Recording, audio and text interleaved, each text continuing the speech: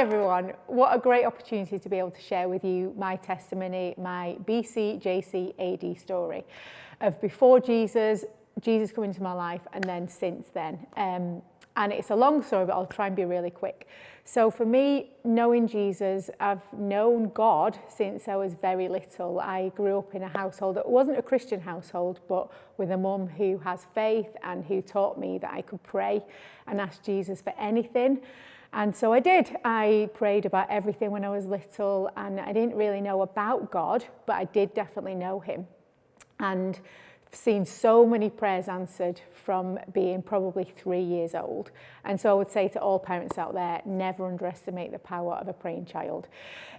So I knew I was praying to God and I knew him, and growing up, I think looking back, I was always very sensitive to the spirit realm, but didn't really know much about it. And so I kind of knew deep to deep from being very little, but I didn't know about God. Because like I say, we didn't go to church, and we weren't a Christian household in the traditional sense of the word. And then I went to a Catholic school. So I used to go to mass and kind of had that kind of input in my life. But all through that, just prayed to God and never really made the connection of who he was in relation to what the Bible says about him. I just knew him. He was like a separate friend. And then teenage years hit, and I went through some really difficult times. Home life wasn't brilliant all the time, which is most people's story. But I knew God all through it. And then life changed for me when I was 19 and my granddad died. And in the absence of a loving dad, he was a loving granddad, and he was like one of my best friends. And he died, and I suddenly just needed to know where he'd gone. And met with a Christian woman who I used to work with at the time, who went to a local church. And I asked her, I was like, is my granddad in heaven? And she was really blunt and honest with me and said, the Bible's very clear that if he wasn't a Christian, he won't be in heaven. And it offended me, and it made me really mad. So I wanted to go and find out of God, because I wanted to know what he said rather than what she said. I thought she was just telling me something that wasn't true. And so that sparked a desire in me to go to church and read the Bible and find out more about God, which I did. And I went to St. James Church in Glossop, and at the time the vicar was a man called Colin Cooper, who is amazing, and he spent time with me week after week. We did the Why Jesus booklet, we read the Bible together, and I started to discover who Jesus is.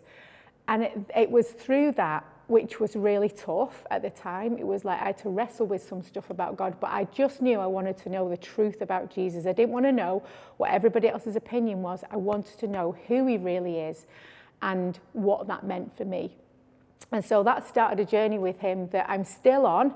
I'm still discovering layers and layers and layers about who God is and his character. And I can honestly tell you, he is the best person you will ever know. So if you're sitting here today thinking, who is this Jesus? Go and find out and go and ask him, because he's taught me stuff about him over the years that has blown my mind. And there's tough stuff, you know, God is massive. God is a holy God. And he's also super kind and super compassionate and super merciful. And that's who I meet with all the time. And I just wanted to share today that, like I said, I'm still on the journey.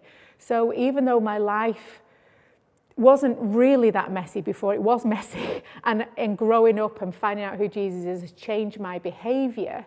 What it's done more than anything is reveal who God is and reveal who I am in him. And I would say I am more me now than I have ever been in my life, because when I've come into the presence of a loving Father, it's transformational. So I'm still on it, I'm still learning, and he's just the best person to be in. The Bible says that in Colossians it says that all things were created through Jesus and for Jesus. We are created for God.